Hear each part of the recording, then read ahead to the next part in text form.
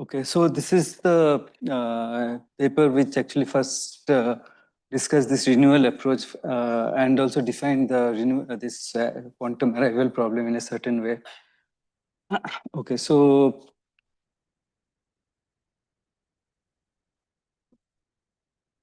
before I start actually the quantum part, I just want to, there's something I didn't talk about in the other part, which is kind of important. So let me just quickly introduce one more concept that I think somehow I didn't talk about. This is the idea of survival probability.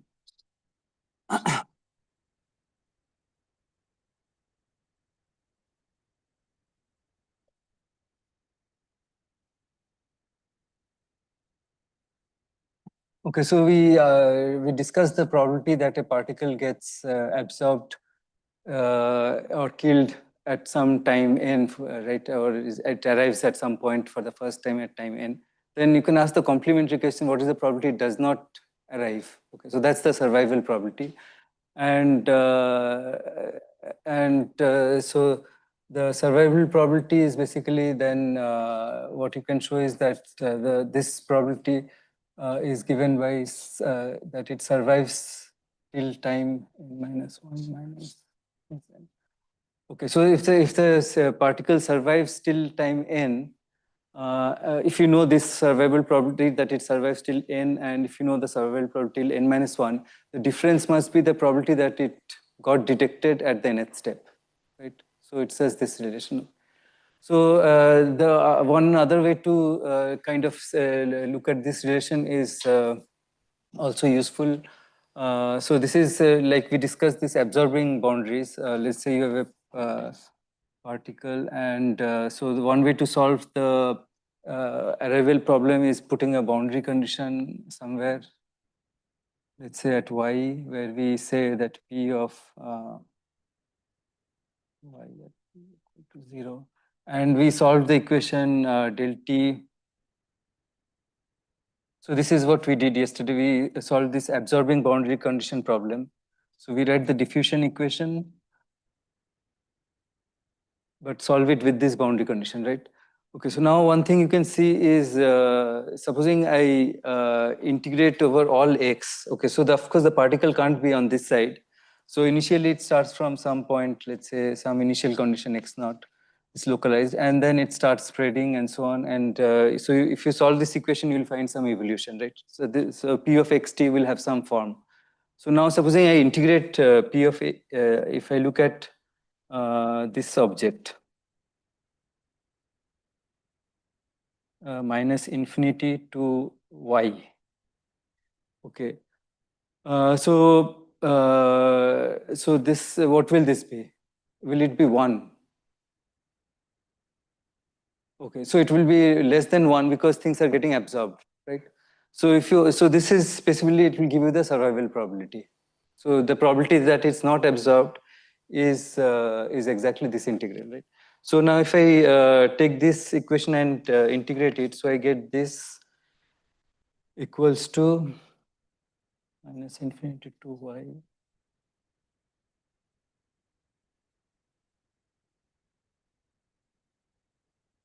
Okay, so I just took this equation and integrated over the allowed region. So this side, it gives me the survival probability because it's a probability that the particle is still here. So that's survival probability. And the right-hand side, it's a boundary, so it's a derivative, right? So I can write it as boundary terms. So at minus infinity, of course, it vanishes. And then at y, we'll get what? So we'll get d del x of EA evaluated at x equal to y. Right, and so this is precisely the current at y, right? And this we had said that this exactly gives us the arrival time distribution at y. This is what we had already discussed. So we see that we kind of derive this relation from this idea absorbing boundary condition problem. Okay, so this will, let's see, even in the quantum context, we'll use this kind of relation. So I thought I'll just introduce it. Okay, so now we go to quantum.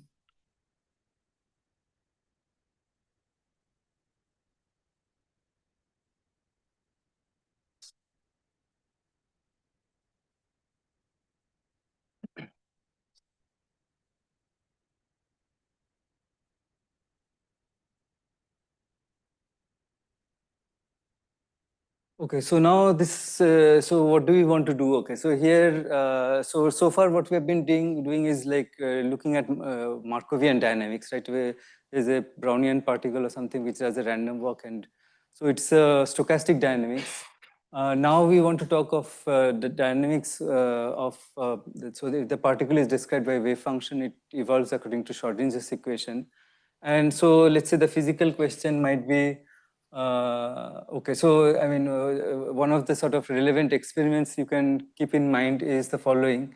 So supposing you have some like trap, and you have some set of particles. Like this is what people do in optical traps. You trap some bosons or something. So there's a large number of particles, and there's some, let's say, it's described by some wave function.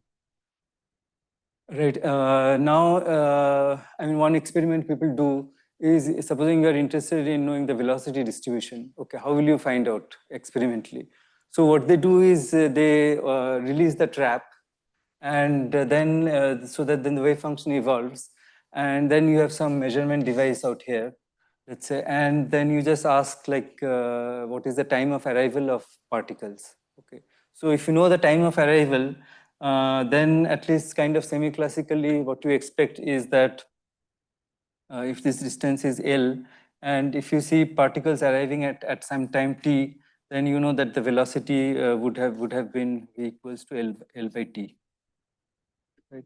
So you on your screen or something, you keep hearing clicks, right, at different times, and then from that you can find the distribution. So there's a distribution of times of arrival at the screen, and from that you can find the distribution of velocity, right, using this relation. So if you know the distribution of time of arrival, you can find the velocity distribution.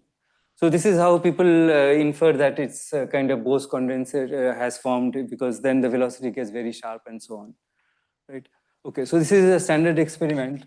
Okay, so now, but if you think about it, like if you, it's kind of subtle. Okay, so this is what we'll try to understand. Why is it kind of a subtle question of like defining exactly this?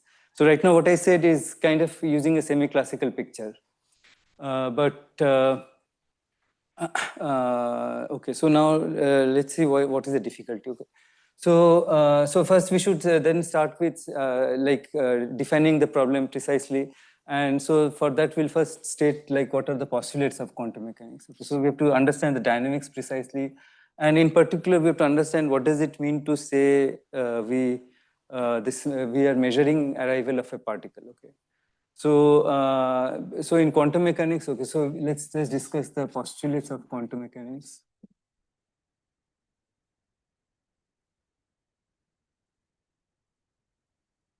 Okay, so right now let's discuss a particle on a line, right? So then,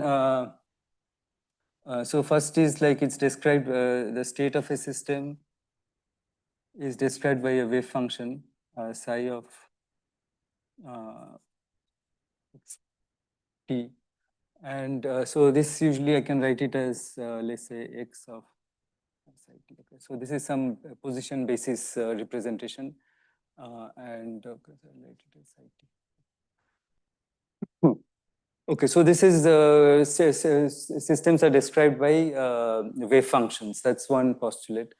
And then we say that the time evolution, so this is just a description of the state so in classical system, I would say this is x position and momentum, right? That describes the state of system. Quantum mechanics, wave function.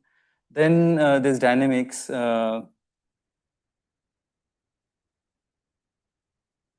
And this is basically, so here we have Hamiltonian dynamics. Given a Hamiltonian, we write Hamiltonian equations. So here it's the wave function evolves according to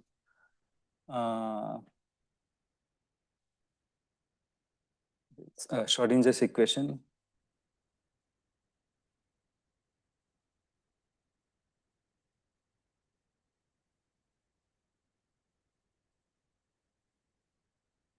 Okay, and where H is of course some, let's say for a free particle, for a particle in a, yeah, for a free particle it's just one.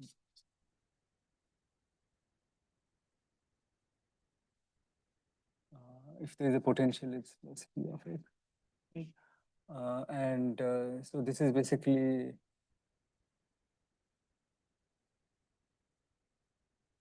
okay, so we have a classical Hamiltonian and you just quantize it by replacing P by minus I del X. Okay, so this is the dynamics. And then what else do we have? Okay, so then of course we have to say how what we observe is connected to the state. So this is observables, defining observables. So observables are given by like some Hermitian operators. And then what quantum mechanics says is that given a Hermitian operator, it has some allowed eigenstates. So let's say I call this O alpha.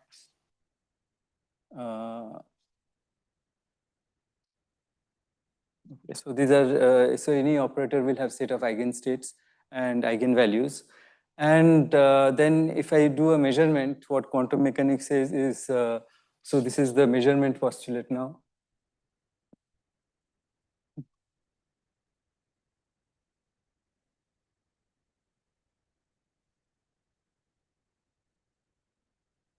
So which basically says that, so projective measurements.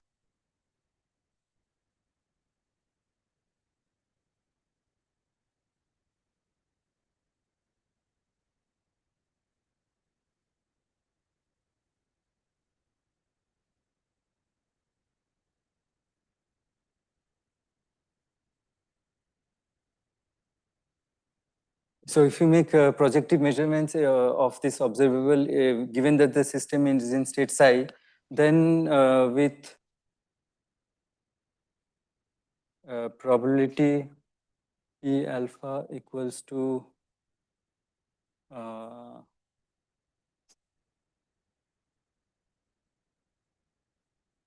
so with this probability, I'll find that the system is in with probability P alpha.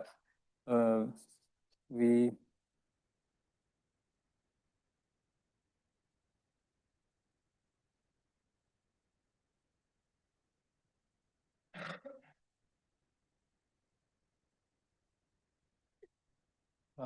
will measure this value O alpha. Okay, and then it also says the measurement postulate also says that after the measurement,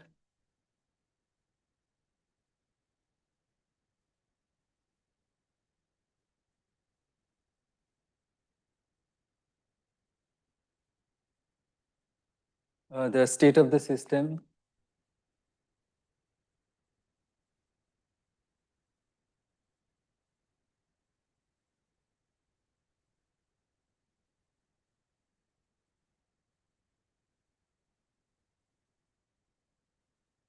Okay, so if I measure this eigenvalue, then immediately after measurement, the system collapses to this state. Okay. So this is important. I mean, so it's not like, so measurements are affect the state of the system, right? That's the important part. Like classically, if I measure where a Brownian particle is, my measurement doesn't affect the particle, right? It will, whether I measure it or not, it doesn't matter. But here, once I make a measurement, the state of the system changes. Okay, so okay, so these are the postulates. Is there any other? I mean, I've said everything, or there's any other? Yeah. Yeah. Yeah.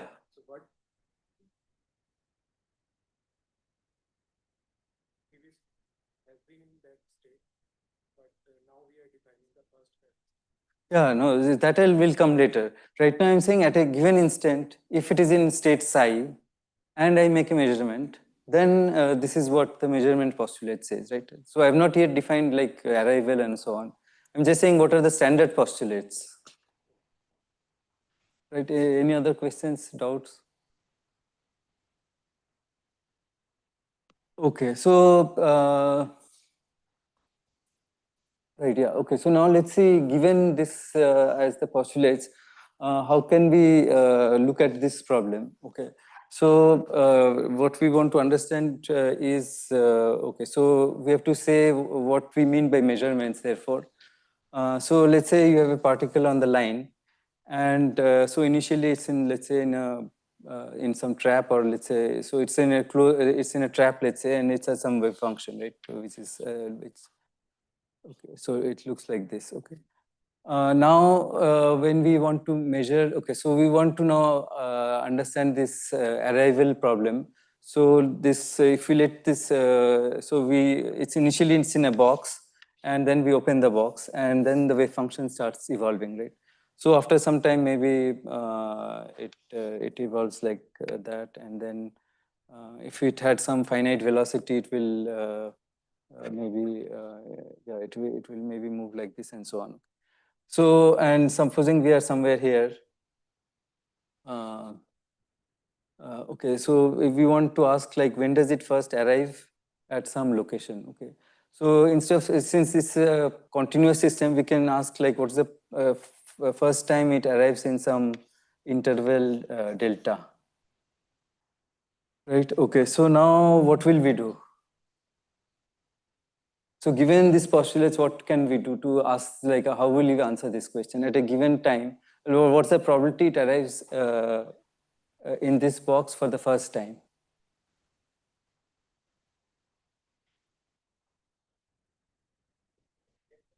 Yeah, I have a detector.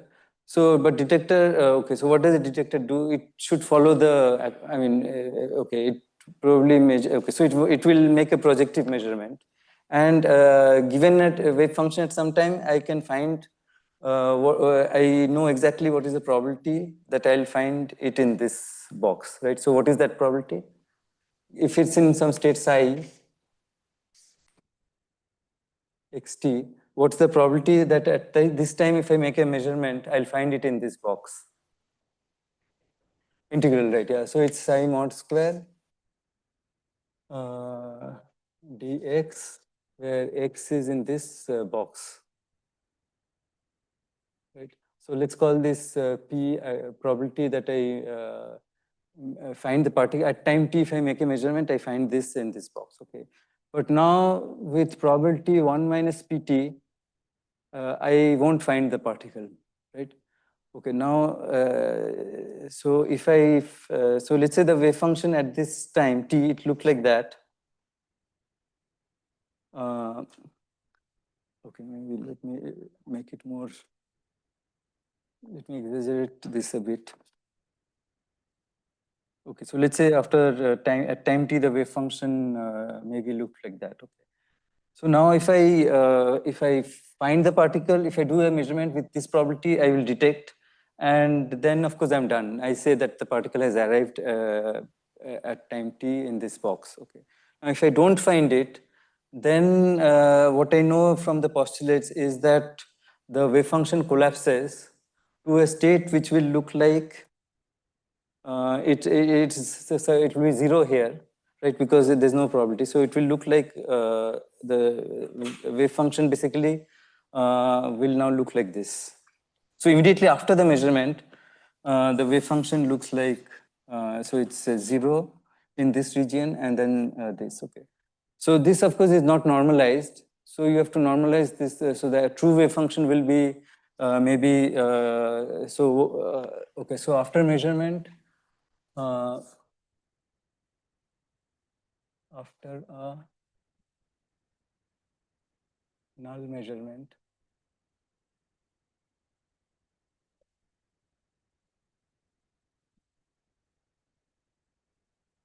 okay, then the state of the system, okay, so let's say,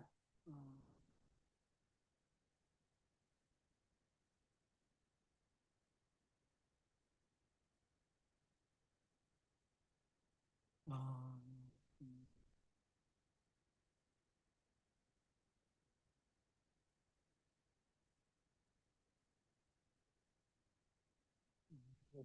let me put a I plus, okay, this is just after measurement.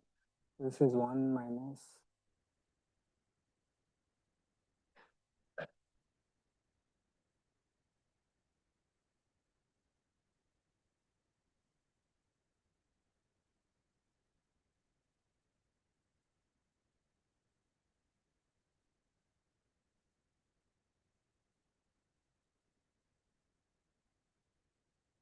Okay, so basically what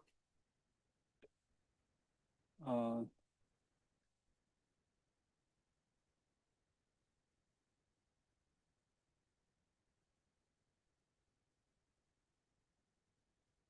right, if I so the okay, maybe let me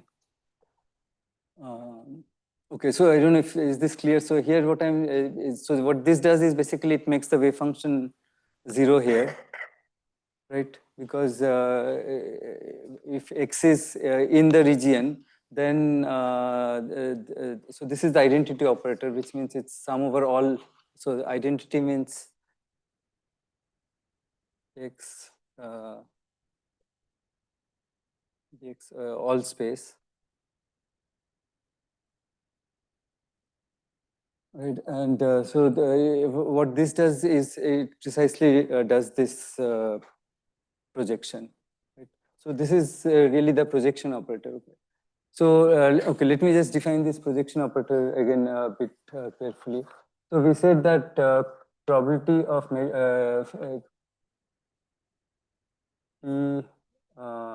Pt equals to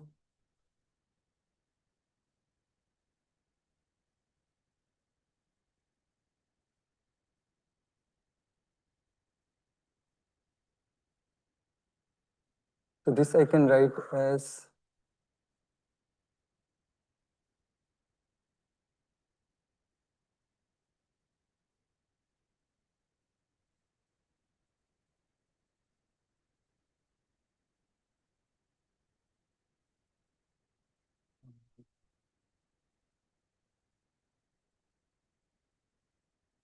and then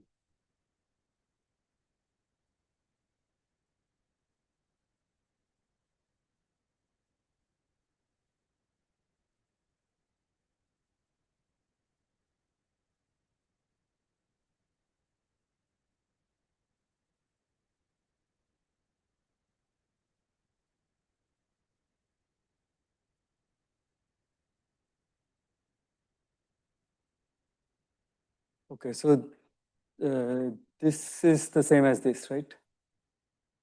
Huh?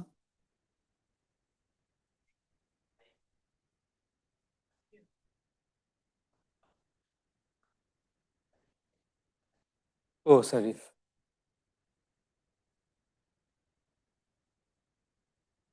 Okay, maybe I should write it the other way. It's easier to see then.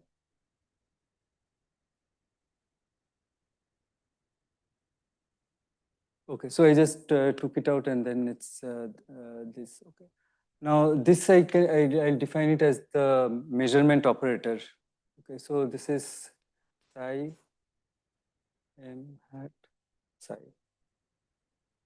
Okay, and so then basically immediately after the measurement, if I find a particle in that box, then what is the state of the system, right? Then if I find the particle, then the state must be exactly this, right? And that you can see it's given basically by m at psi. Okay, so if the particle is in the box, then this is the state. If it's not in the box, then I have to look at the complementary subspace. So I have to define this operator Q, which is the identity operator minus m hat. Right? And some notes. Thanks.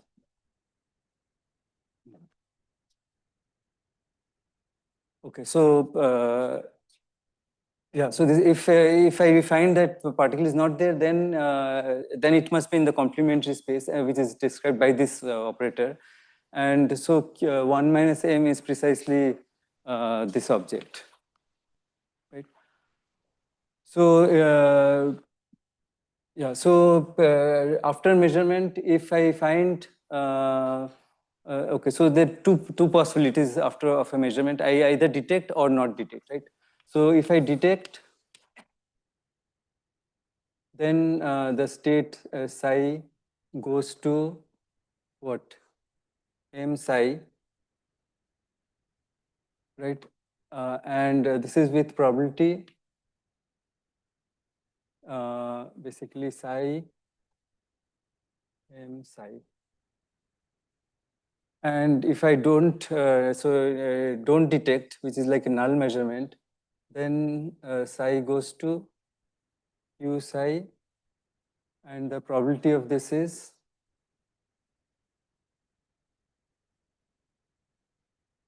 psi. And so this is, if I call this p t, then this is equal to 1 minus pt, right? So with probability pt, I'll detect the particle. With probability 1 minus pt, I'll not detect. And in one case, the state goes to this. So in this case, so the wave function was like that. And let's say this is my detector delta. And then this, so in the first case, the state after measurement will look like, basically in this delta, it's non-zero.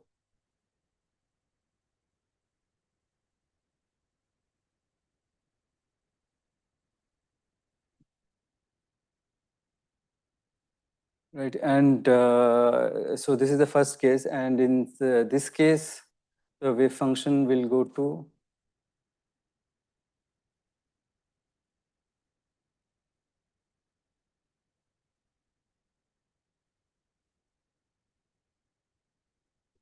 that. Okay, so out here is completely zero, right? And this is it. Yeah. Right. Yeah. So these are unnormalized states, and but we know exactly what the normalization is, right? So the if you want to normalize it, what should I divide by? Okay, so it should be the norm of this state.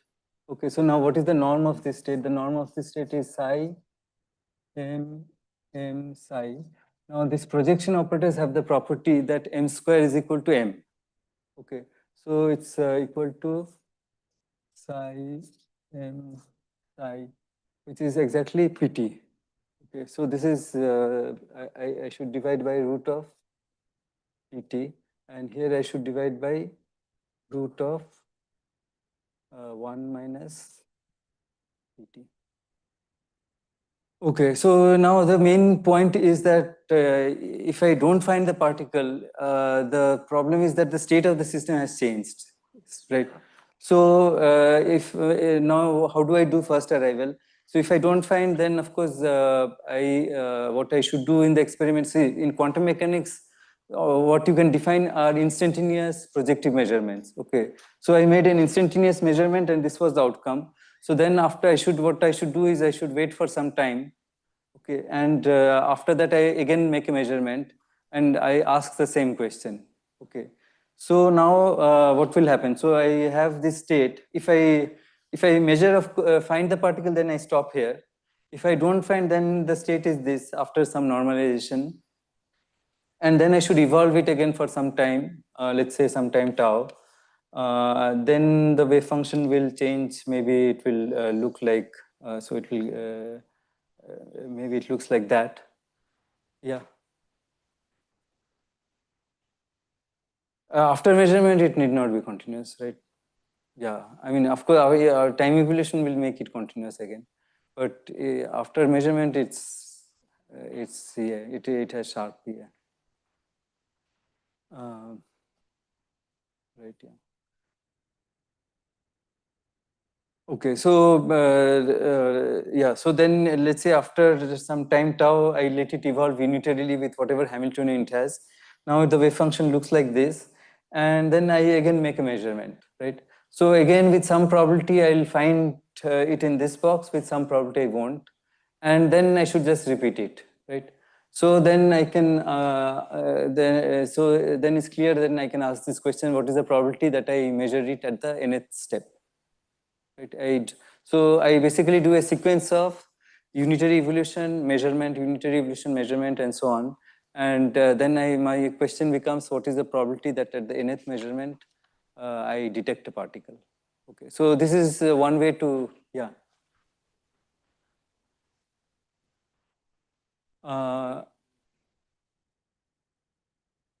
Sorry?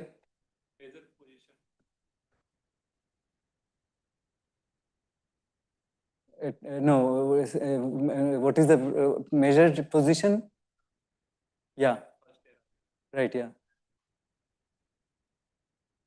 No, at a given time, I'm making the measurement. At a given time, I measure the position, is it in this box, right? You are talking about this kind of uncertainty principle. Okay, see this kind, yeah, this is, I mean, but here this is not relevant, this uncertainty principle. I mean, first of all, this uncertainty principle is kind of, it's not like the usual uncertainty principles, it's a bit vague. I mean, you have to interpret it in certain way, right? It's not like the usual delta X, delta P uncertainty. I mean, this is more like kind of rigorous and there's a procedure. This is very different, right, these two. Okay. Okay, so now this is the way we will define the first, yeah.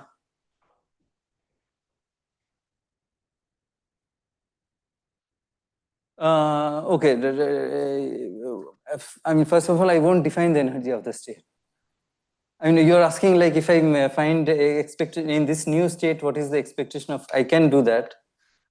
It could still be finite, even though derivative, because I mean, you have to do it carefully. I think it will still be finite, the energy. But yeah, but I don't care about the energy. So actually measurements will pump in energy into the system.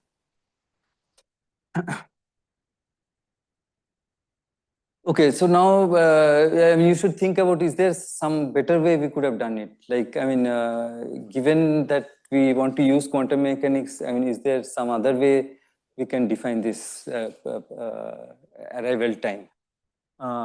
Okay, so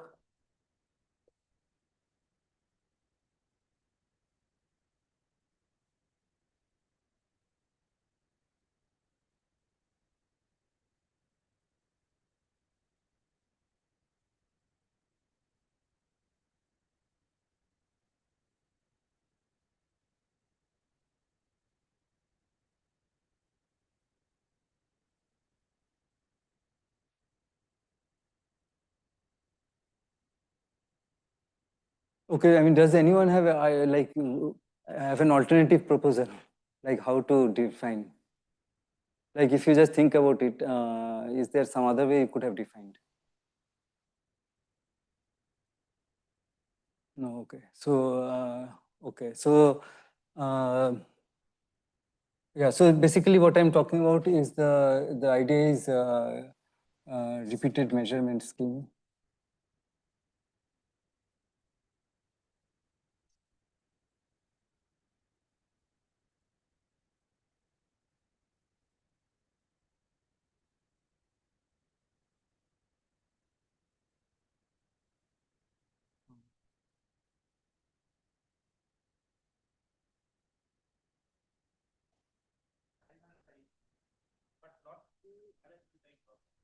Not what? Yeah. So what is true arrival time? Yeah, but what would be true arrival time?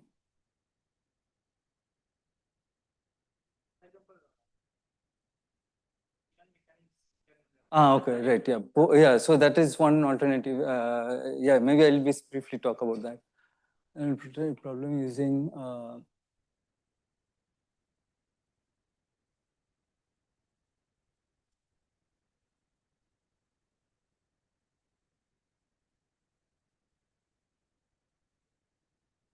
Okay, so here basically the idea is that, okay, so this is time. And so we start, let's say initially a system is in some initial state, which I'll afterwards call I. Okay, and we let it evolve unitarily for some time, tau. Okay, and okay, so So in quantum mechanics, like we have Schrodinger's equation, and then we can write. So unitary evolution means it's given by this, where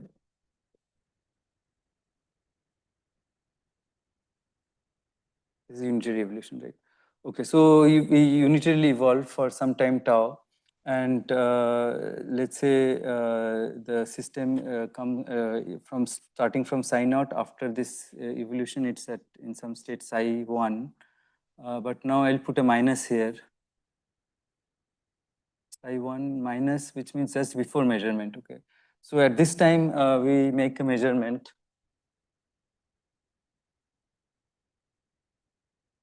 and after the measurement the state changes to, let's say, psi 1. Okay. So if the measurement, in the first measurement, I might detect the particle in whatever state I want, but then I stop. If I don't detect, then I take this after measurement, this is the state, and I evolve it again for some time tau. And then after unitary evolution, it's in some state psi 2 minus. And then I make a measurement. If I detect, if I find it's in that box delta, then I say it's arrived at time 2 tau. If I don't find, then after measurement, it's in some state psi 2, and so on, right? So after n steps, I'll be, let's say, I want to know, so this is before measurement, and then after measurement, it's in some state psi n. So this is like we make, so this is n measurements, each of duration tau after tau. So this is the total time evolved. Okay, so I hope this scheme is clear. Okay, so this is exactly how we'll define the measurement time. Okay, so I just want to say that this problem, quantum time of arrival, has been discussed for a long time because it's a subtle question. Okay, so I mean, the kind of approaches people have used is, okay, so there have been approaches trying to define, so I mean, okay, so let me just write other approaches.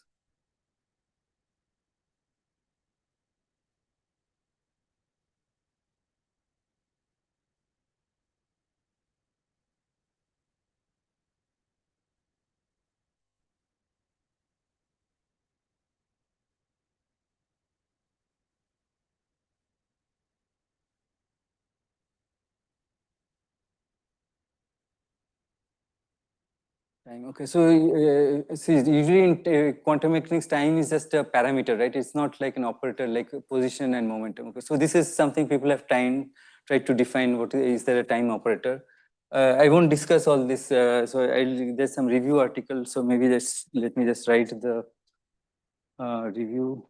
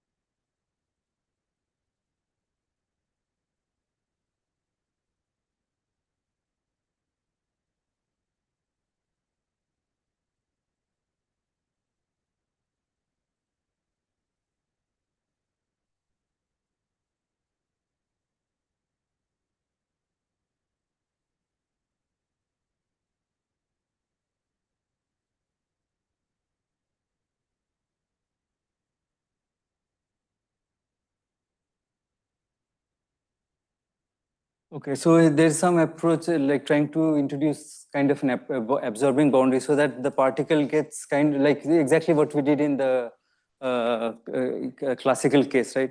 I mean, if there's a detector here, then maybe try to put some boundary conditions as that as soon as the wave function comes here, it kind of gets absorbed. Okay, So in this case, of course, psi equal to 0 won't work, right? Because psi equal to 0 doesn't mean absorption. Okay, so you have to figure out what is the proper boundary condition, and then you can do something. But it's kind of very heuristic, and there's no, I mean, it's not clear if this is the right approach. Okay, then there's approach using path integrals.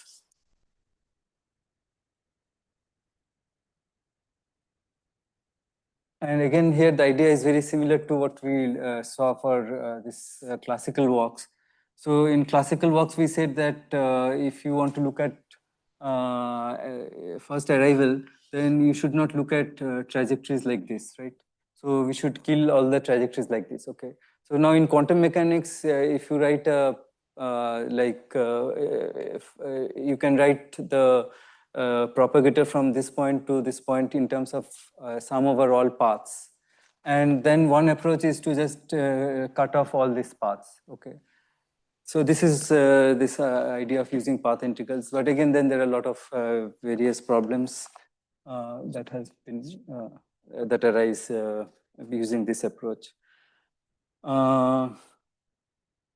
Okay, and then of course, experiments are quite often used kind of a semi-classical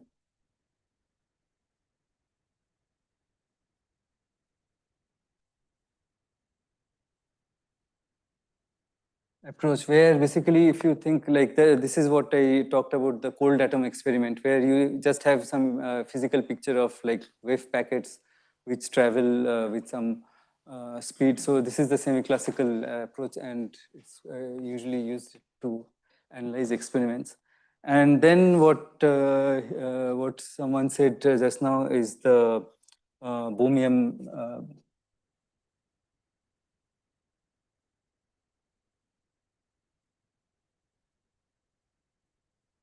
okay, so this is sort of a different framework interpretation of quantum mechanics, where you try to like you have of course the wave function, but apart from the wave function, you try to say that this also has information on trajectories. Okay, so you can from this wave function you can talk of like particles with specific trajectories. You can write a dynamics for like what is the trajectories of the particle. So once you have a trajectory picture, and it's actually a probabilistic picture again, then you can try to define this problem like the first arrival problem, right? See, in the even the stochastic process, we have a picture in terms of the full probability distribution, and we also have a particle picture, right? And the particle picture is very useful to analyze the first passage problem. So here, if you have a particle picture in the Bohmian mechanics, that's what we have, then one can kind of again define this first arrival problem in a definite way. Okay, so but again there are problems, and so there have been very recently number of papers using this approach, discussing like how does this relate to all these other approaches, and there are of course big differences. One problem is that it doesn't take account of measurements very precisely. So there's so this is there are various problems. Okay, so but I'll just discuss this approach, this repeated measurement scheme, where things are at least very precisely defined, and as we'll see, it kind of very nicely relates with the stochastic, the Markov the Markov approach.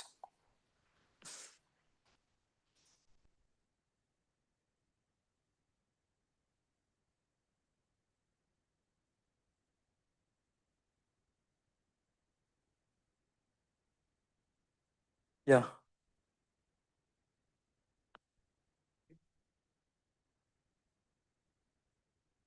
No, that's the point, right? I mean, see, there's some wave function evolving. Okay, I'm sitting here. I make a measurement. I ask, did it arrive? If it didn't arrive, then I just wait for some time. Again, I make a measurement. But the wave function is doing whatever it is doing. No, the initial wave function was there, right? That's a fixed wave function.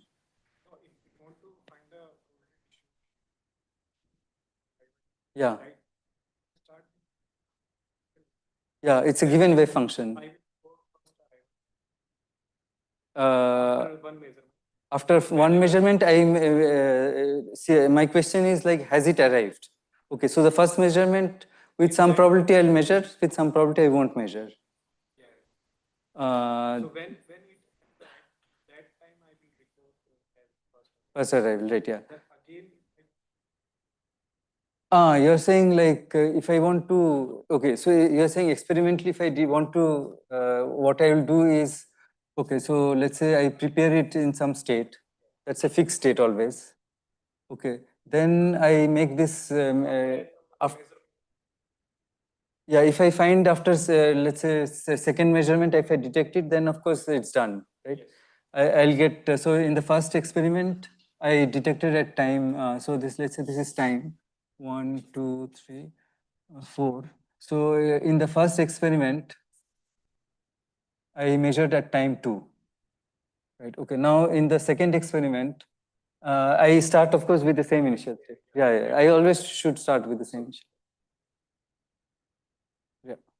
And then I might measure at some other time. Then I do a large number of measurements and I ask like how many have, yeah. Right, yeah. Hello. Does it matter how much time you give between two measurements? Yeah, it will, the answer will depend on the time interval between measurements. Okay, but so should we do it fast so that it converges, or like, is there any such thing?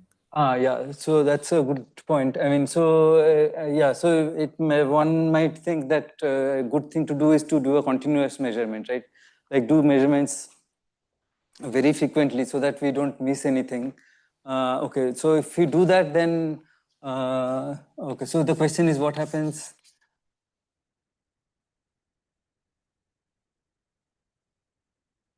if we,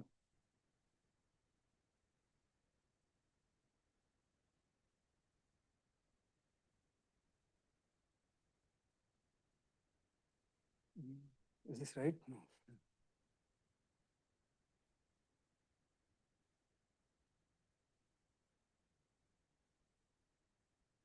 Okay, so what happens if you do continuous measurements, right? Which means taking the limit tau going to 0. Okay, so anyone has a guess? Yeah, so this is what happens is Zeno effect, which is a very strange thing.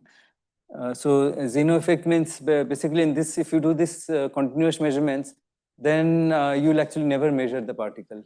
Okay, so the dynamics kind of freezes. Okay, I should say what does it mean to say freezes. So if I so in out here, if I'm making repeated measurements very frequently, okay, then what will happen is somehow this will become like a hard wall.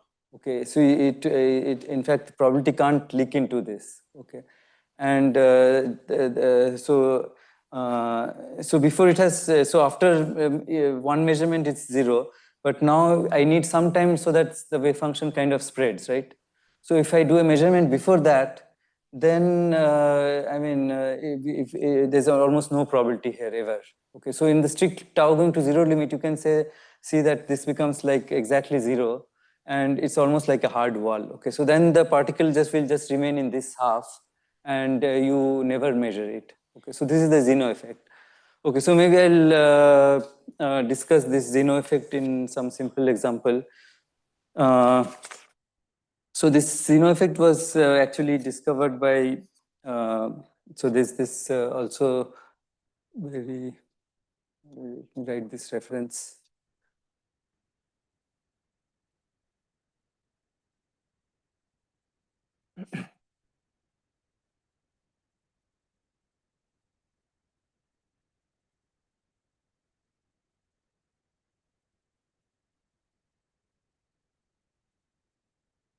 Okay, so this was discovered by these people, Mishra.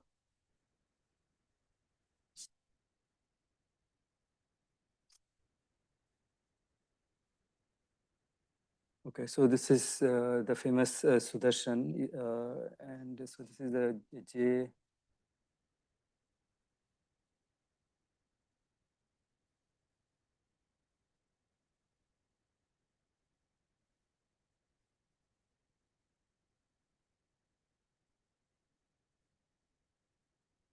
Okay, so in this paper, they discuss this Zeno effect, which is with the idea that if you continuously look at, if you continuously observe a quantum system, it can't evolve. Okay, so Zeno basically it's a old, I think, Greek story. Where basic idea is like, so there's some Greek philosopher. He proposed that if you look, if supposing an arrow is going, okay, now if you look at the arrow, at each time, of course, it's stationary, right? So, I mean, you have an arrow, and if you look at it at each time, you'll find it stationary. So that means if you keep looking at it, it's stationary all the time. Okay, so then he argued that that means if you continuously look at something, it can't move. Okay, so of course, I mean, this is a kind of we know it classically. Of course, it doesn't make sense, but of course, this is a philosophical argument. But now in quantum mechanics, this is something that's really happens. Okay, if you continuously look at a system, it won't evolve, which is, I mean, if you think about it, it's very strange. I mean, like, then how come we detect particles? Okay, so in this paper, they discuss the question like if you have a cloud chamber. So a cloud chamber is like a like there's some condensed gas, and when particles go, they detect the particles, right? There's some track is left. Okay, so in some sense, you are making continuous measurements, right? Because this device is active all the time. So, I mean, they discuss the question like, how come you actually see tracks even though you're making continuous measurements and so. Okay, so this raises all sorts of subtle issues. Okay, so yeah, so therefore we should not take the limit tau going to 0. So I'll discuss the Zeno effect again later when we try to take this limit tau going to 0, like how to understand it precise in a precise mathematical way. It's quite a simple idea, so we can look at that. So that's why we shouldn't take the tau going to 0 limit. I mean, if we take it, we have to take some care. Okay, so eventually, actually, we will take this limit, but we have to do something else to make sure that the dynamics doesn't freeze. Yeah.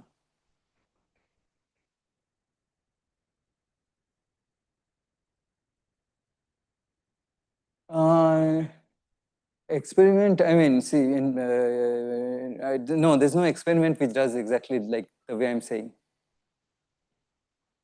I mean, experiments will do something like that, right? I mean, they don't. It's very hard to do exactly this kind of experiments in practice.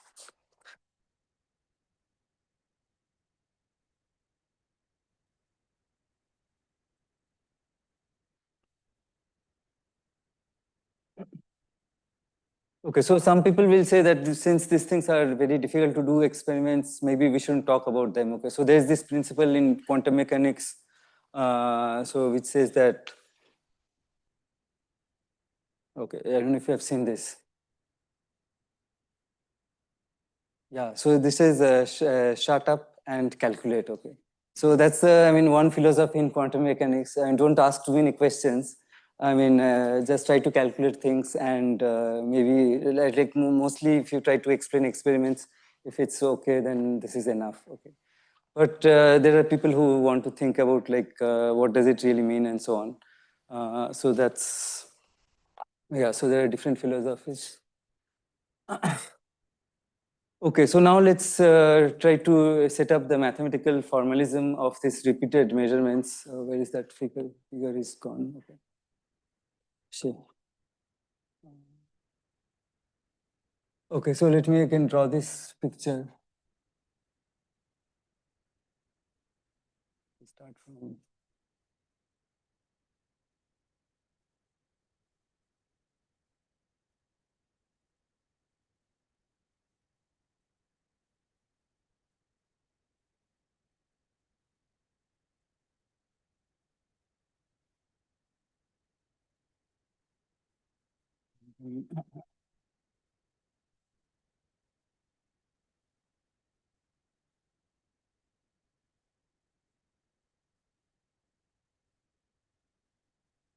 So this is. So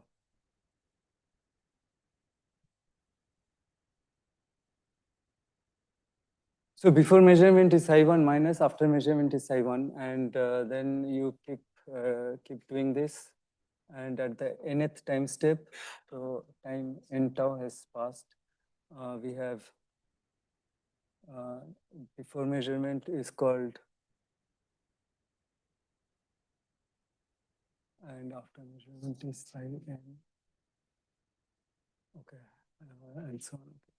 So now, how do we write the dynamics? Okay, so what we know is that,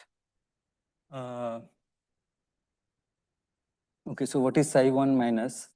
So that's equal to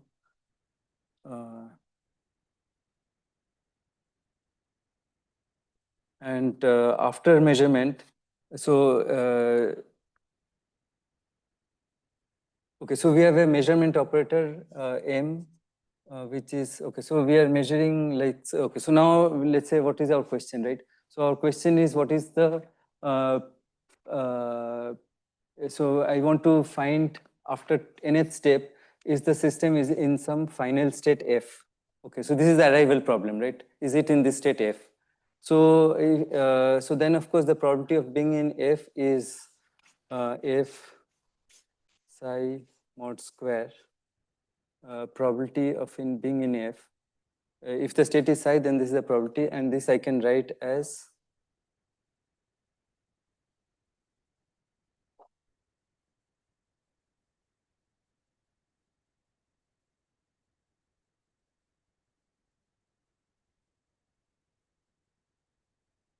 okay. So okay, so now from now on, what we'll do is like discrete. The Hilbert space is discrete, so I have a finite number of allowed states. Unlike this continuum case where x was continuous. So and I'm interested in arrival at some fixed state f, right? So now the measurement operator instead of this object, now it's some it's just this ff. Right? So.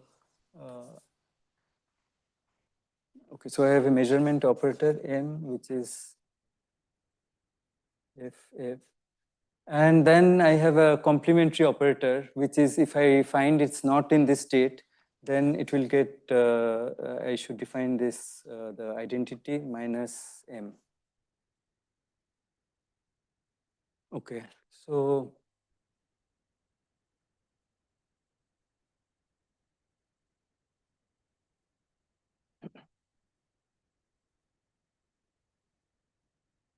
okay, so now, so this is pre-measurement. After the first step, it is this. So what is the probability that the first measurement, I'll find the system in this state F, right? So P1 is equal to what? So just after, in this first measurement, what is the probability I'll get find F? So it should be psi 1 minus m, this, right?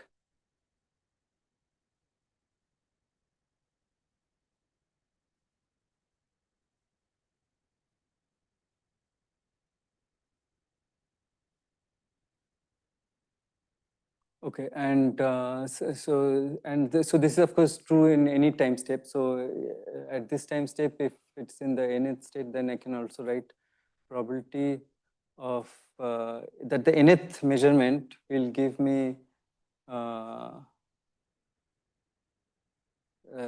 I'll find this state F is this, right? So this is true for the nth measurement also. Okay, and what is the probability that I won't find? Yeah, so let's call it Rn or survival, or let's call it Rn. Okay, yeah. So that's a psi n minus.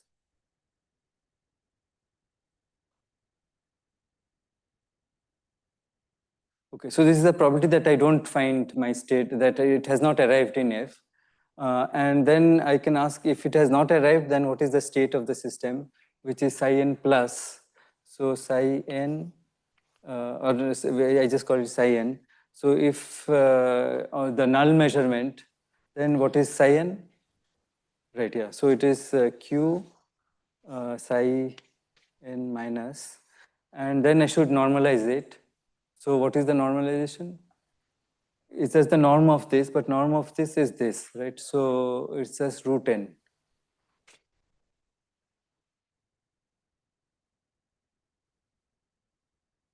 Okay, so this I can write as q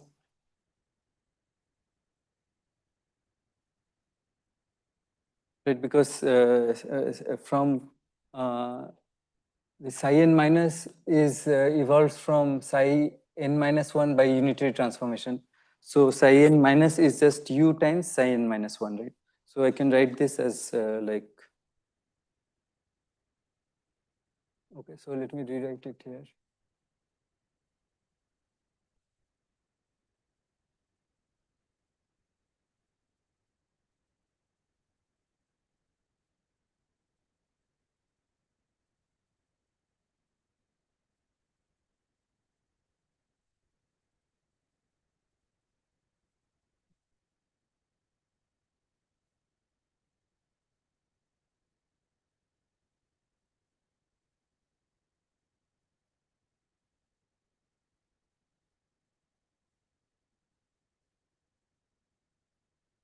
Okay, and this I'll define some new operator called u tilde.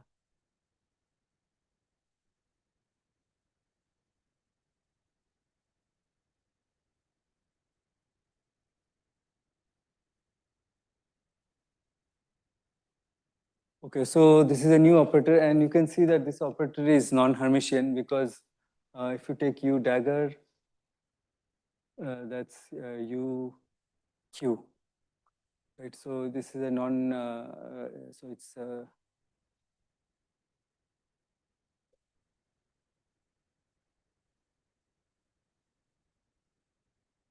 okay. So now I can iterate this evolution, and I can say that psi n after n steps, it's basically u tilde.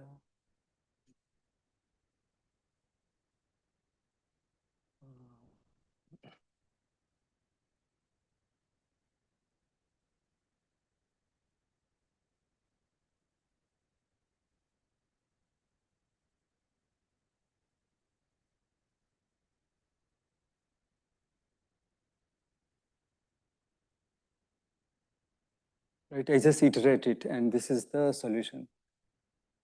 Okay, and just before measurement, if I ask what is psi n minus, so that's also useful to write. So psi n minus just before measurement should be,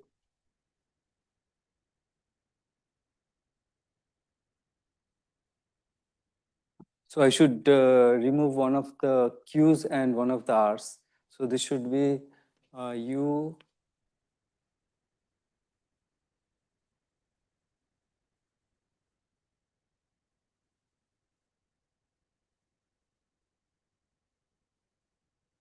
right?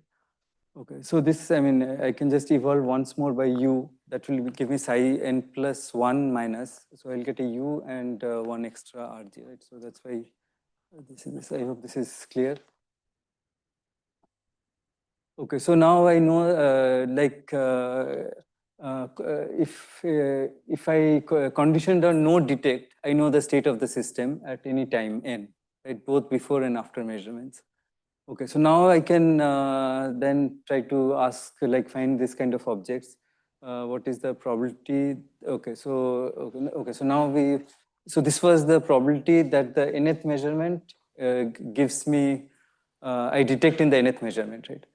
Okay, so now let's define the first, let's see what the first arrival time should be.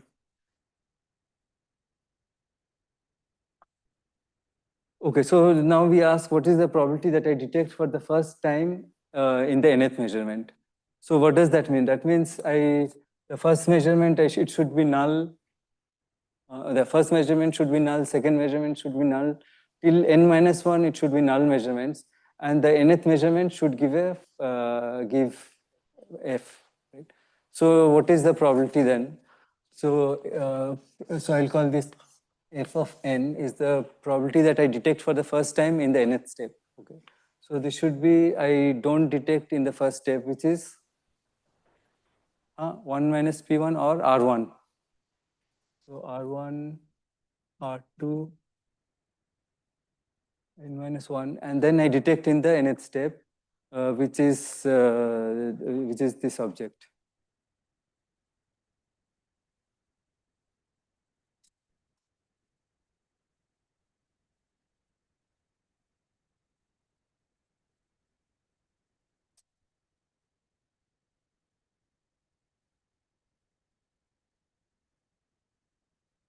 Okay, but now psi n minus is this,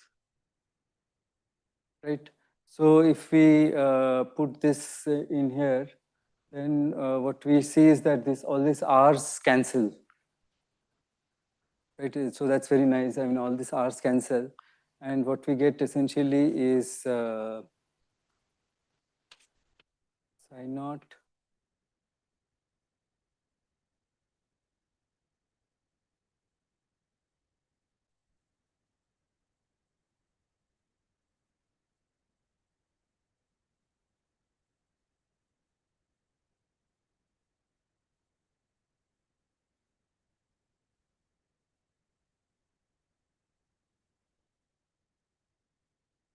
Okay, so this is the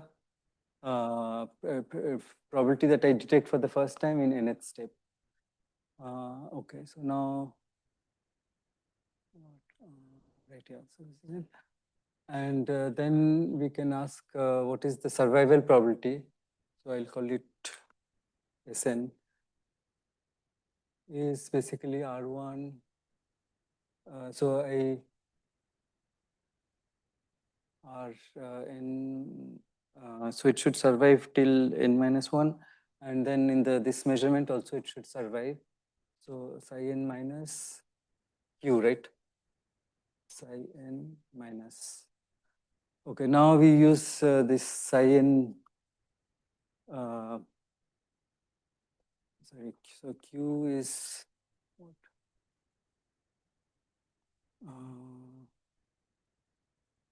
Okay, yeah. So q means we can. So okay, right. So so again, this r's all go away, and we are left with psi naught u tilde.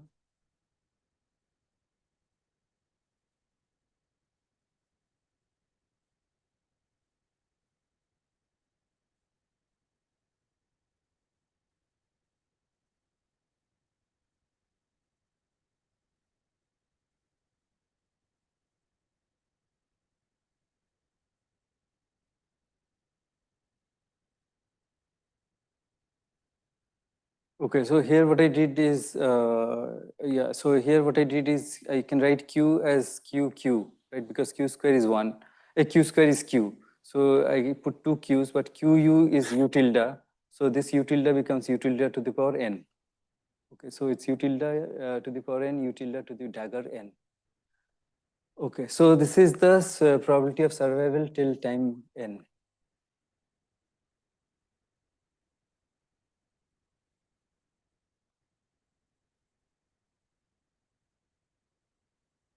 Okay, so I mean, so this is a nice form because you can basically, if you look at basically this kind of, let's say I call it psi tilde n as u tilde to the power n psi naught. So this is kind of evolution with this effective evolution operator, right? So this is our effective time evolution now. And if you just evolve this state, then it's not normalized, right? That we saw.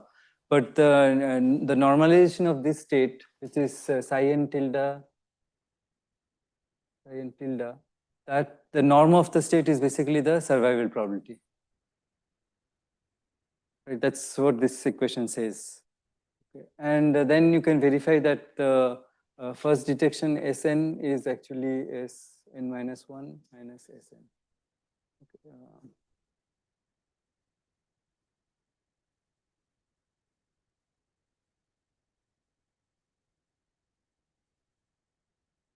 Okay, so this is the okay. So this is some part of the structure.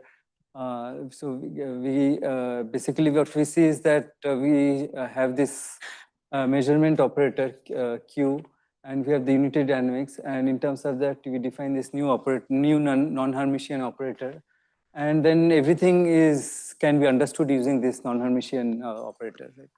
Okay, but now usually if you have non-Hermitian operators, it's a bit difficult to do anything. Okay, so that's what we'll now try to understand, how to actually analyze this system. Okay, so here I should say that if I didn't make measurements, so no measurements,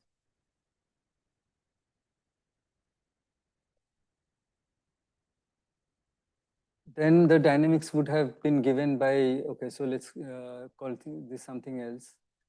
Psi n maybe unitary would have been just u to the power n psi naught, right?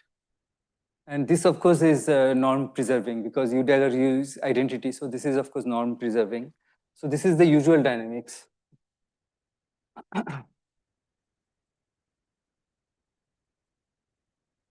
Okay, so now what we'll try to do is we'll try to, so this is something which is easy to analyze. Okay, so this we do all the time, unitary dynamics, Hamiltonian, we know how to analyze this. We'll try to relate this problem and this problem. And and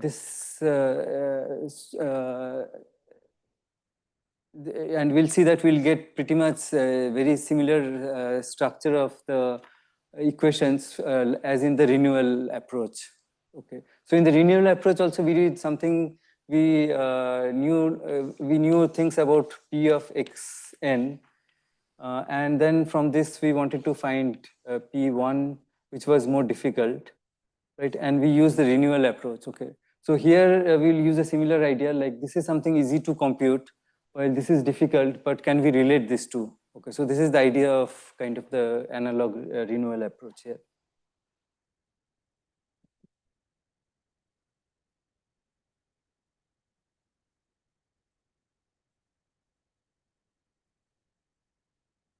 So maybe I'll call this psi prime. Or okay, maybe U is better. Okay, any questions?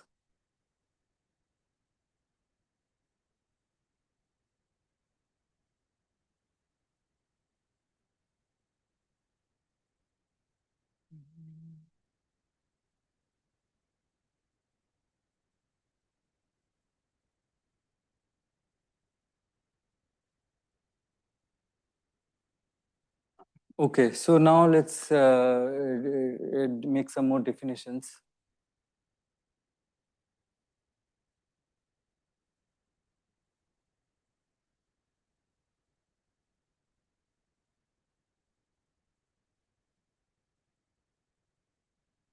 Uh,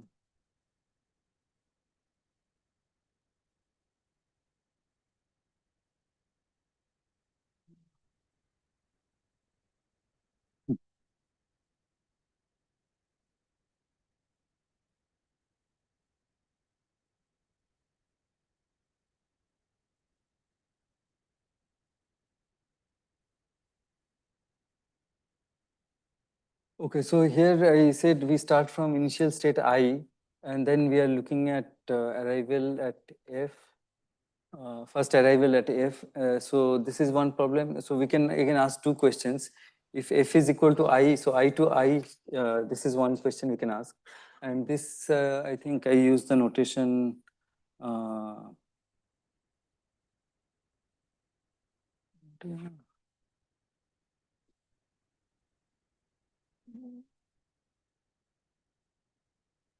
okay, yeah, so I should introduce some other thing.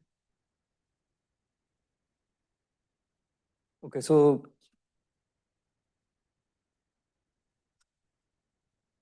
I can look at this formula for the first arrival time distribution. So this is psi naught.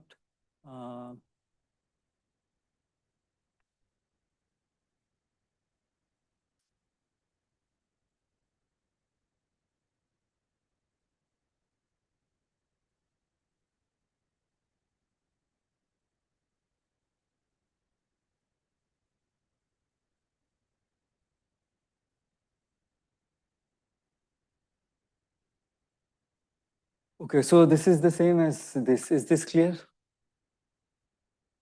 Okay, so remember that what was M? So, okay, so this is, so M was what? FF, right? So I can write it as something mod square. That's all I did. So this is what I'll call F mod square.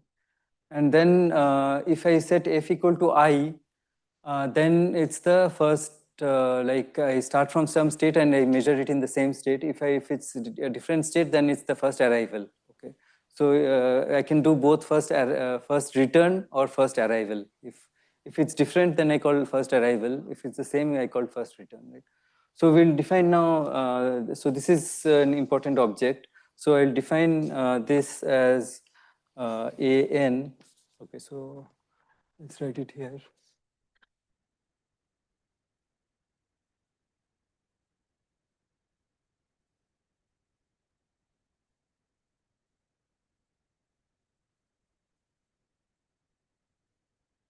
So this is when we are discussing first return, then we will set f equal to I and we'll look at this object.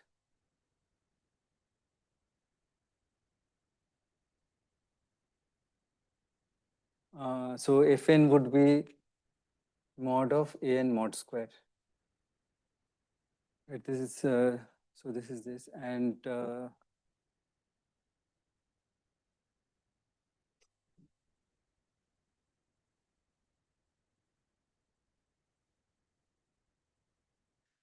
I'll define Bn as,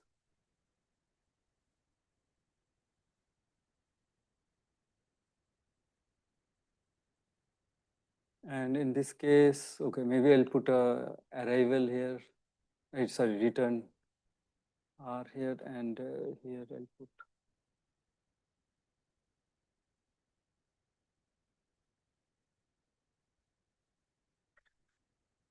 mod square.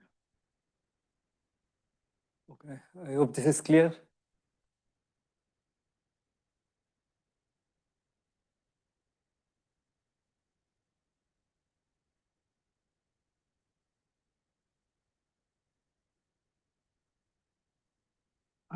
Okay, so then we'll define some other objects, which is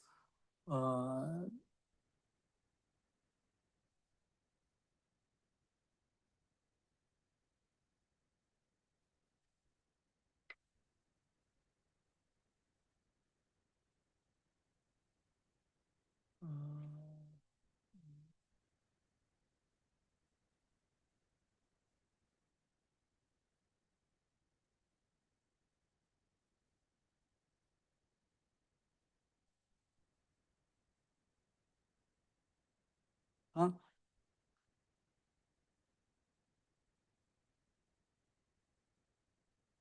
Fn was this, right? So this I just wrote, M was there, M I wrote as FF. Then it's mod square of something. Right, so if I replace, this is just F. So this is a star of this, right? So this is mod square of this. Right, yeah. Any other questions? Okay, so okay, so I also define this mu and A as this, and so this is the usual dynamics, right? So U tilde is the non-Hermitian dynamics, and U is the normal dynamics, and I is the initial state. So I define this this amplitude, and I also define this. This is return, and for arrival, I'm defining.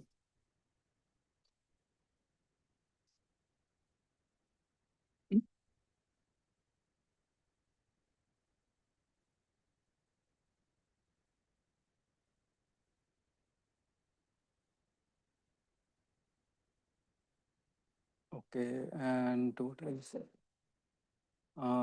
Okay, maybe one more definition is new. And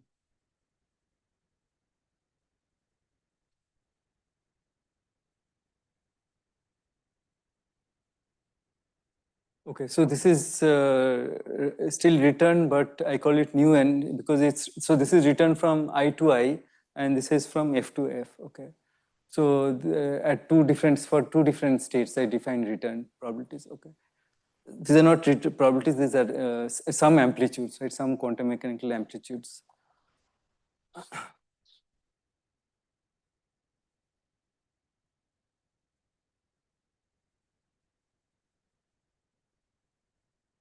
Okay, so now our goal is we have.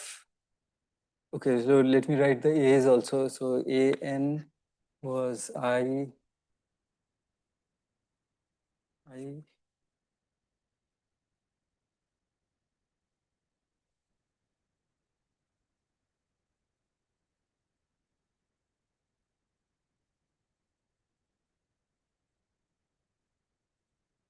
Okay, so now the aim is that these objects are easy to compute and these are more difficult. We want to relate these two objects. Okay, so we'll again use this idea of generating functions. So for each of these amplitudes, we'll write a corresponding generating function. Okay, so let's say for A, we call it A hat of Z.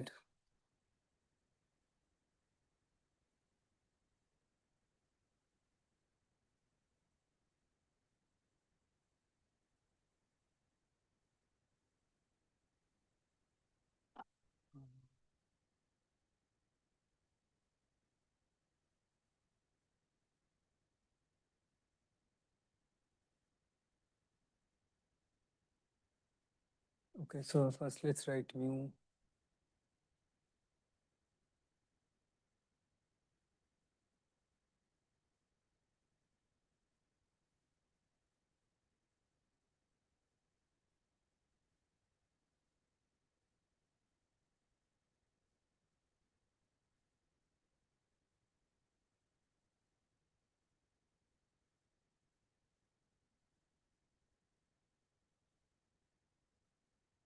Okay, and yeah, there's one more definition we need, which is kind of a Green's function. So let's call this G of Z.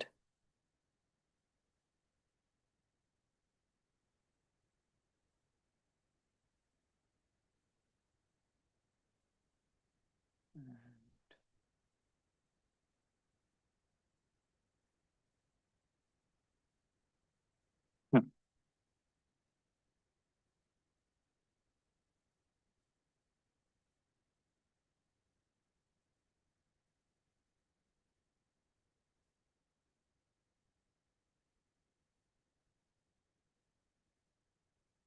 Okay, so now let's do some manipulations.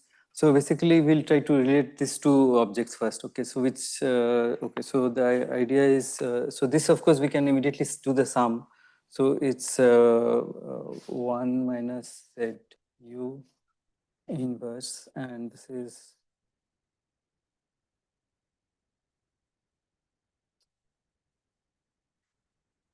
okay. So now supposing we write G of Z minus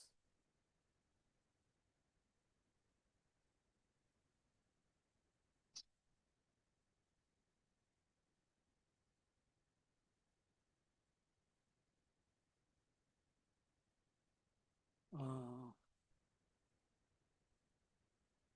okay, so this I can rewrite as let's say G tilde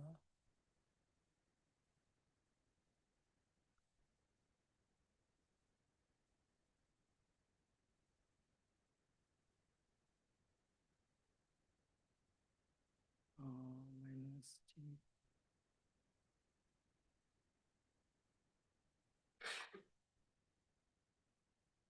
Okay, so I've what I've done is this G so I've just introduced G tilde inverse on the left hand side, and on the right hand side I've introduced G inverse G. Right?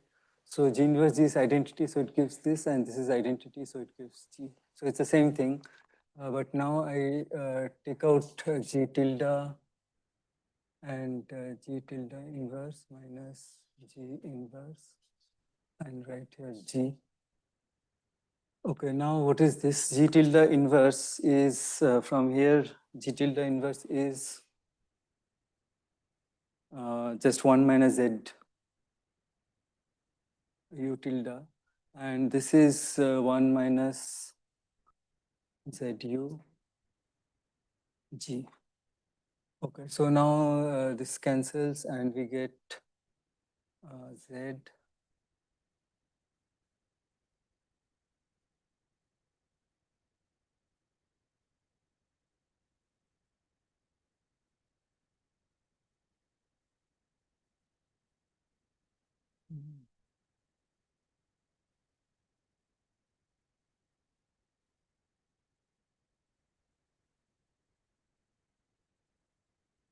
Okay, right, yeah. So this is fine, right? Okay, now so now what we'll do is this is equal to Z G tilde U minus, but U tilde is what? Is Q times U or U times Q? Q times U. So QU.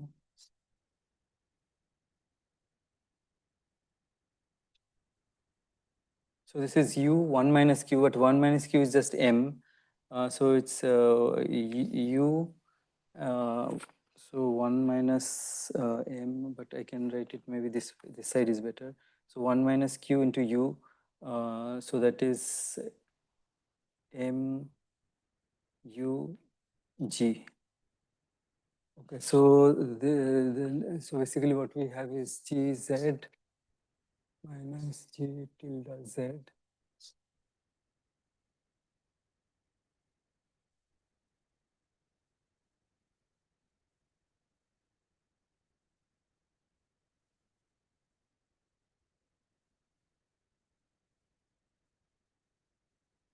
is equal to Z G tilde.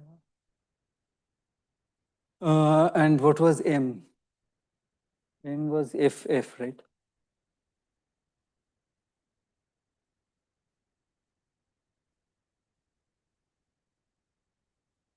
Oh.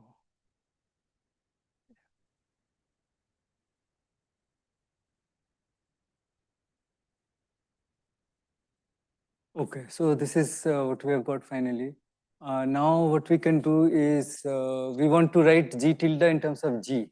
Okay, so that's the whole idea of doing this. Okay. See, basically, G is a simple operator, G tilde is complicated. We want to write G tilde in terms of G. So that's why we are doing all these manipulations. So we want to get G tilde on this side. So let's see. So first of all, G is equal to, if I take G tilde here, then I get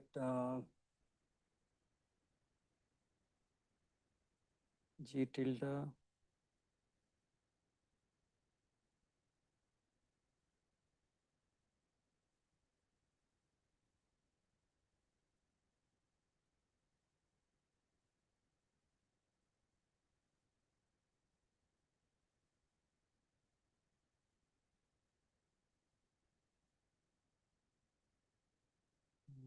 Okay.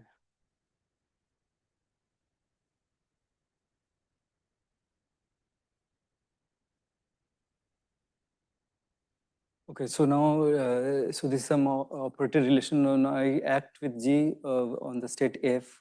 So if I act with F, so then there's a F here and there's a F here, and this will become a scalar, right? If I put F here, so I'll get G tilde.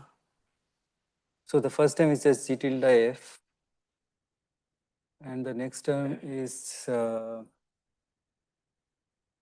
G tilde. Okay, Z. Okay, maybe I first write this. So F U G F, because I acted with F, and then G tilde F. Okay, so now this is equal to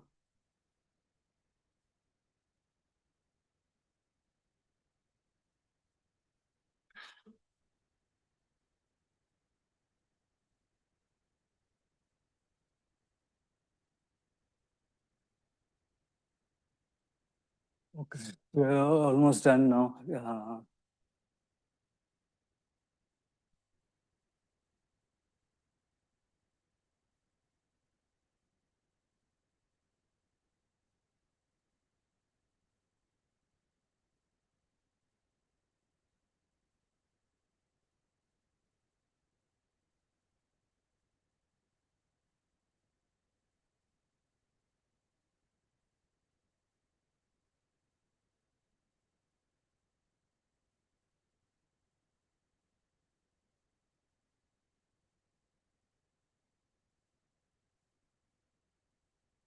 Okay, so okay, I think it will take some time to. I mean, I wanted to write the. So after all this, I mean, you at the end you'll get a really beautiful formula, but it will still take some time. So let me just write the formula after, because this is not a good place to end. So the final formula that we get is A hat Z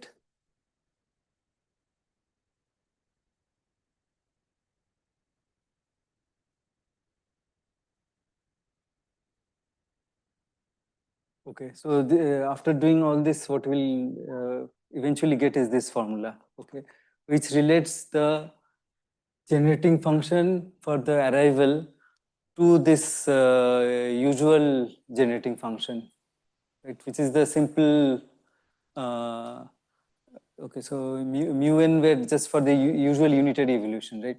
So this is the usual unitary evolution. So I relate the return time problem with the usual, okay, so this should be returned. The usual, just unitary evolution, some generating function. So this is kind of identical to what we had, that f of z equals to 1 minus 1 by g, right, for the classical, the Markov process. I mean, so the big difference here is this will give us amplitudes an. Here, this gave us directly the arrival distributions P1 at n. Here, it will give us amplitudes, then we mod square and we get the probabilities of return, right? So even though the structure looks very similar, but the problem here is very different. I mean, so here, the interpretation is different. Okay, so this is for the arrival, for the return, and the arrival also will get a very similar relation as in the classical case. And then we have to see like how to extract information out of these equations, right? Which is exactly what we did in the classical case. Okay, so we'll continue this tomorrow.